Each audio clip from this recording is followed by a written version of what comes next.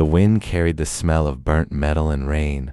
Colonel William Harper stood at the edge of the destroyed airfield, his uniform torn, his radio cracked and useless. Around him, the world had dissolved into chaos. The last outpost in the valley was collapsing. The evacuation had already begun. "Harper, we're pulling out," shouted Captain Dyer through the static, his voice barely audible. "Orders from command. Everyone out in 5 minutes." Harper didn't answer. His eyes were fixed on the hills beyond the perimeter, where the enemy artillery kept pounding the ground. The thunder of explosions rolled like distant drums. He knew what command didn't, that the retreat route was exposed, that someone had to stay behind to cover the last convoy. In the barracks, the remaining soldiers were hastily packing what they could. Young faces, eyes wide with exhaustion and fear. Harper walked among them silently, giving each a brief nod. No speeches, no drama, just quiet authority. When Dyer approached, Harper placed a hand on his shoulder. "Get them out," he said.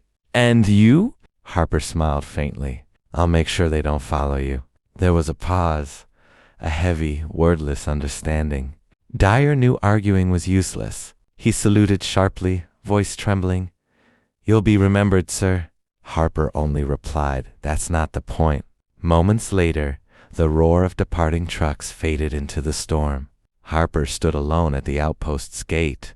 He checked his rifle, set the last charges along the perimeter, and sat by the radio one last time. Static whispered like ghosts. "Base to command." Harper remaining on site, he murmured, "Initiating last order." He knew they wouldn't hear him. The frequency was gone, the signal lost. But saying it out loud gave it weight, a vow sealed in silence. Outside, the first enemy's silhouettes appeared through the smoke. Harper raised his rifle and breathed deeply. The rain began to fall harder, blurring everything into gray. He whispered to himself, "Let's finish this right." And then the mountain echoed with the sound of gunfire. 20 years later, the war existed only in books and in the hollow eyes of those who survived it. The valley was quiet now, covered with grass, wind, and silence. No one spoke of the last outpost anymore. Official reports said Colonel William Harper went missing in action, but for Anna Harper, his daughter, missing was not enough. She had been 7 when her father left. Now she was a military historian, gray streaks in her hair, her face calm but haunted. Every few years she filed requests to access the classified files about the retreat from the valley. Every time she got the same answer, access denied, until one morning an anonymous email arrived. No name, no signature, just a single attachment labeled Harper_LastOrder.wav. She almost deleted it, thinking it was another cruel prank, but curiosity won. She clicked play. Static, then a familiar, weary voice, greater than, "Base to command." Harper remaining on site. "Initiating last order." Her hands trembled. Tears blurred her vision. It was his voice. Real. Unmistakable. The file was short, less than 30 seconds, but it contained a background sound, a coded beeping pattern that Anna recognized from her research. It was a distress signal from a classified beacon model, one used only by elite field officers. That meant one thing: Harper hadn't been abandoned. His last transmission had been received. Someone at command had heard it and buried it. Anna printed the waveform, highlighted the encoded timestamps, and began her search.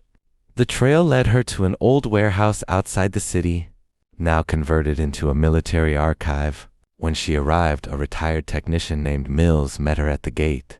His hands shook as he lit a cigarette. "You shouldn't be here," he said quietly. "I'm looking for my father's final report," she replied. Mills sighed. "You mean the report they erased?" He led her inside, through aisles of forgotten metal cabinets.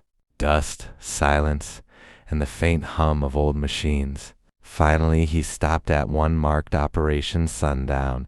Inside was a single sealed envelope, yellowed, edges frayed. Mills handed it to her. "He wasn't just following orders," he said. "He was correcting them." Anna opened the envelope with trembling fingers. Inside was a handwritten page, faded but still legible. The title read, "Last Order Directive, Personal." She read the first line aloud. If this reaches anyone, tell them I stayed behind not because I had to, but because I chose to. The words hit her like a bullet. For the first time, she understood her father hadn't been a forgotten casualty.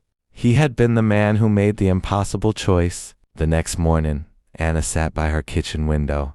The letter unfolded beside a cup of untouched coffee.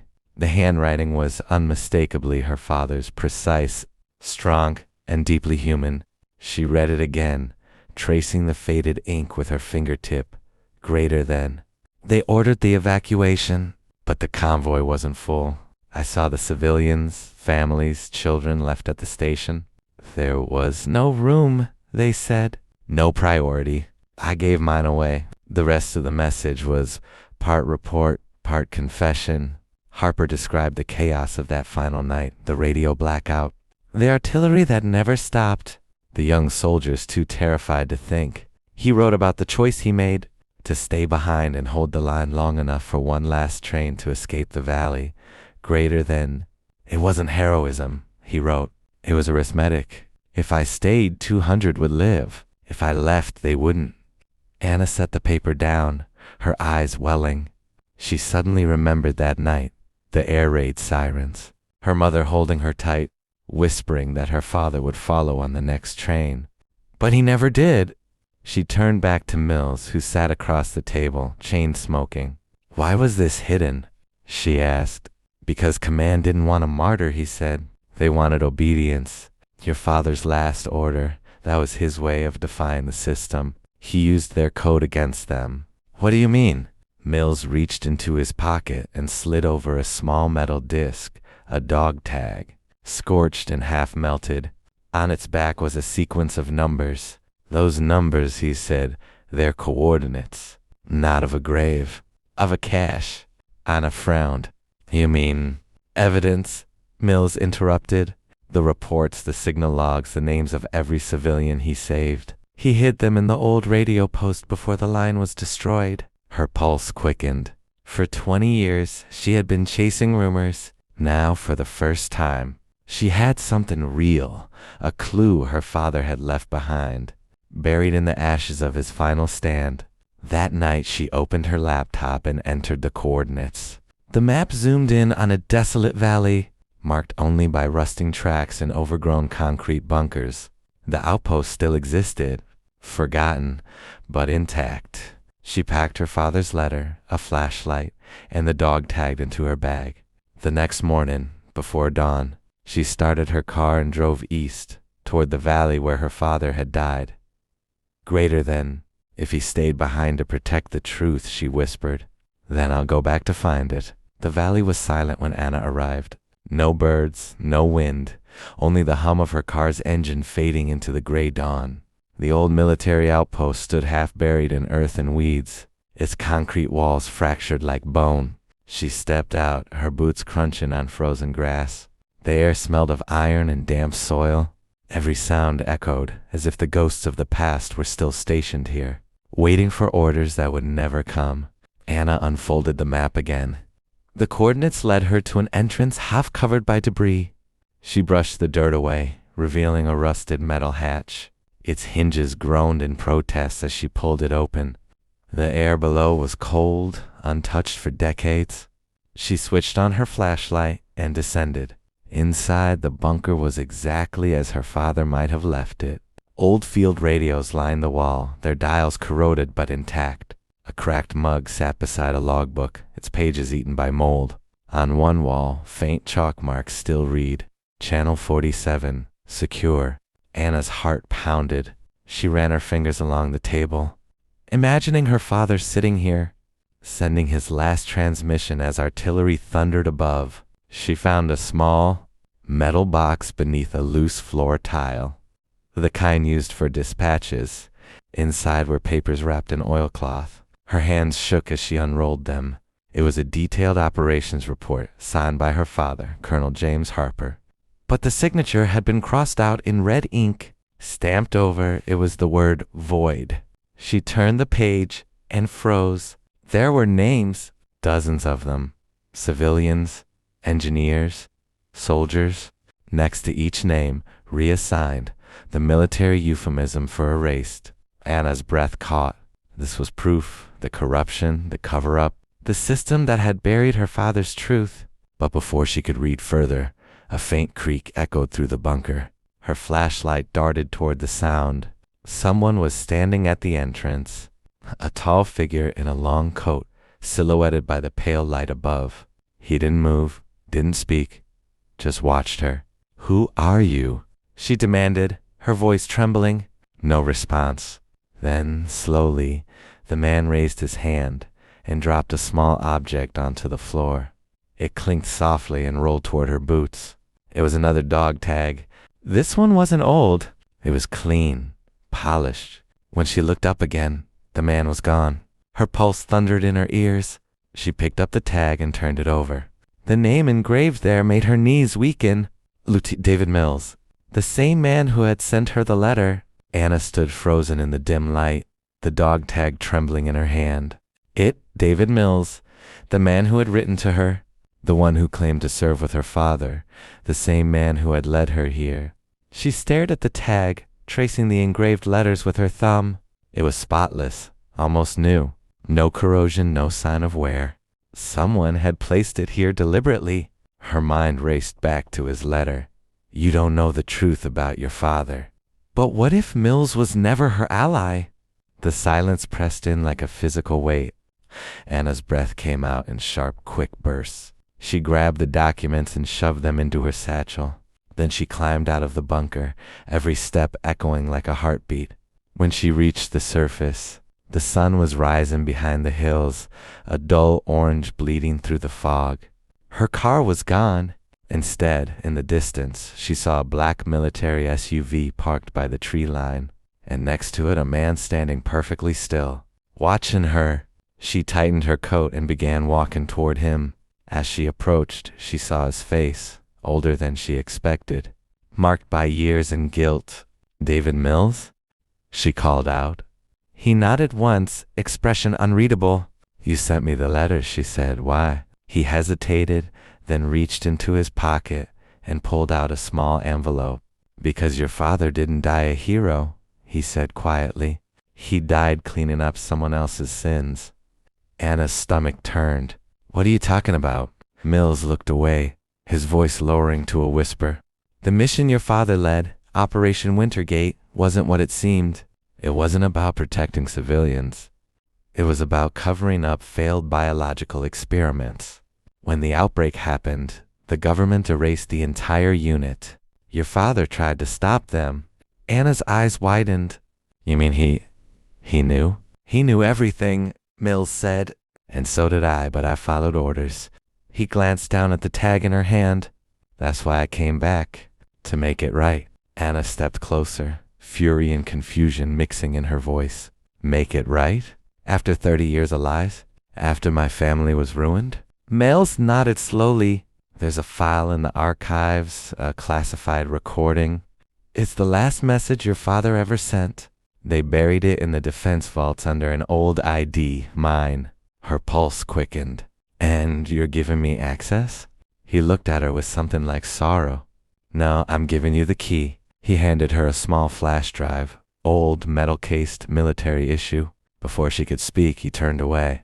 "They'll come after you once you open it. Be ready." Then he climbed into the SUV and drove off, leaving a trail of dust in the cold morning air. Anna stood there, the wind whipping through the valley, gripping the drive so tightly it dug into her palm. For the first time, she felt both terrified and certain. Whatever was on that drive, it wasn't just her father's truth. It was the reason he had to die. The flash drive was heavier than it looked. Anna turned it over in her hand again and again as she sat in the dim corner of her motel room. The air smelled faintly of old wood and rain. Outside, a freight train moaned in the distance, long, tired and lonely, like the ghosts of soldiers who never came home. She plugged the drive into her laptop. A folder appeared instantly, labeled Wintergate, Authorization, Void. Her pulse quickened. Inside were dozens of encrypted files, each marked with a date from 1993, the year her father died. Only one stood out, final_transmission.wav. Her hands trembled as she double-clicked. The screen flickered, then filled with static. For a moment there was only silence, then a voice. Deep, weary, unmistakable. "This is Colonel James Harper. If anyone's hearing this, it means I failed." Anna's heart stopped. She pressed a hand to her mouth, her eyes filling with tears. "They told us the operation was for containment," the recording continued. "But it was never about safety. The test compound was unstable. They wanted results at any cost, and now the contamination's out. The soldiers under my command, they didn't die in battle. They were disposed of." The static deepened, breaking his words into fragments, but his tone carried through, calm, deliberate, and full of grief. "I've sent copies of the data to an external channel. If you find this, do not trust the command. Do not trust Mills." Anna froze. Her blood ran cold. "Do not trust Mills." She replayed the line again and again, each time feeling the words cut deeper. But Mills had given her the drive, hadn't he? Why would he lead her here if he was the one her father warned her about? The audio cracked again. "If you're my daughter." There was a pause, long and heavy. "Then you know why I did this. Truth isn't safe. It never was." The file ended abruptly, leaving Anna in silence. She sat there for several minutes, unable to move. Her hands trembled, the cursor blinking on the dark screen like a pulse. Finally she whispered, "I'm here, Dad. I found you." But as she reached to close the laptop, the screen flickered once more, lines of code appearing and vanishing too quickly to read. Then a single message blinked across the screen. "Trace detected, location compromised." Anna's stomach dropped. The laptop screen went black. Outside, headlights swept across the motel window. Someone was coming. The headlights outside cut through the thin motel curtains like knives. Anna's instincts kicked in. She grabbed the flash drive, yanked the laptop cord from the wall, and threw everything into her bag. The old floorboards creaked under her boots as she moved toward the back door. Another pair of headlights flashed, closer this time. Then a car door slammed. A man's voice, muffled but sharp, called out, "Anna Harper, Federal Security Division. Step outside now." Her heart pounded in her ears. They'd found her. Anna ducked behind the bed, pulling the revolver from her coat. She had no idea how they'd traced her so fast unless... Her stomach twisted. The flash drive! She could still hear her father's voice echoing in her head. "Do not trust Mills." There was a second voice outside, lower, colder. "If she resists, neutralize." No time left. Anna ran. The back door burst open into the rain. The parking lot glistened, with puddles under a flickering neon sign that read vacancy. She sprinted toward the tree line, her breath coming out in ragged gasps. Behind her, boots pounded the asphalt. A gunshot cracked the air. Glass shattered somewhere behind her, the window of her motel room. She didn't look back. Branches slapped her face as she tore through the woods, mud splashing up her legs. The wind howled between the trees, drowning out the sound of pursuit, almost.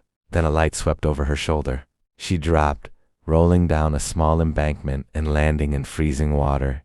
The stream cut through her coat like ice. She bit down a scream and pressed herself flat against the muddy bank. Voices passed above her. "She's headed east. She can't be far." For a long moment, Anna didn't move. She could taste blood in her mouth. Her fingers tightened around the flash drive.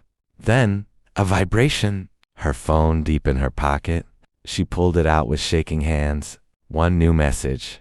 No sender. "I told you not to trust him." Her breath caught. Mills? He was warning her? Or toying with her?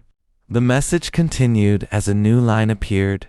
"Meet me at the old base. Midnight if you want the full truth." Anna stared at the glowing screen. The old base, the one her father used to talk about, abandoned after the Wintergate incident. She stood, drenched and shivering, heart pounding in her throat. If this was a trap, it would be the last one she walked into. But if it wasn't, maybe, just maybe, her father's death wouldn't be the end of the story, but the beginning of exposing what really happened in 1993. She tightened her grip on the flash drive, wiped the rain from her face, and whispered to the darkness, "All right, Dad, let's finish what you started." And with that, she disappeared into the storm. Midnight in the abandoned base. Anna moved silently through the crumbling hallways, flashlight cutting swaths through the darkness. The scent of damp concrete and rust hung thick in the air. Every step echoed, a reminder that she was no longer alone. At the heart of the base, she found a small operations room. Dust-covered monitors flickered to life as she approached. A single chair sat in front of a cracked screen, and on the desk lay a file, Wintergate, full report. Before she could open it, a shadow fell across the doorway. "Mills," she said, voice steady but wary, "you lied. Why should I trust you now?" He stepped forward, hands raised. "Because your father trusted me to survive long enough to finish this. I was part of the cover-up, yes, but I can help you expose everything, the operation, the deaths, the corruption." Anna hesitated. Every instinct screamed to run, but the drive in her bag burned against her side. The evidence was here. She could finally reveal the truth. Together they opened the file. Screens lit up with charts, logs, audio recordings, every moment her father documented. Names of civilians saved, soldiers abandoned, secret orders erased. The corruption of Wintergate laid bare. Outside, the rain intensified. Anna realized she had one chance to broadcast the files, to make the world see what her father had sacrificed. Mills looked at her, eyes heavy with guilt. "After this, there's no going back. They'll come for you, for me." She nodded. "I know, but the world needs to know. And he, my father, he deserves that much." Hours later, the files streamed live, untraceable, uneditable. News outlets erupted. The truth about Wintergate, the cover-ups, the human cost, all exposed. And in the middle of it all, Anna saw a single line repeated across every terminal. "Colonel James Harper, last order completed." Tears blurred her vision, but she smiled. Her father's legacy, hidden for decades, finally stood in the light. And somewhere deep in the valley he had died protecting. The ghosts of those saved whispered thanks to the man who stayed behind. Anna closed the laptop, the storm raging outside, and whispered, "We did it, Dad, we finished your mission." For the first time in 20 years, she felt a weight lift. The past had spoken. Justice, even delayed, had arrived.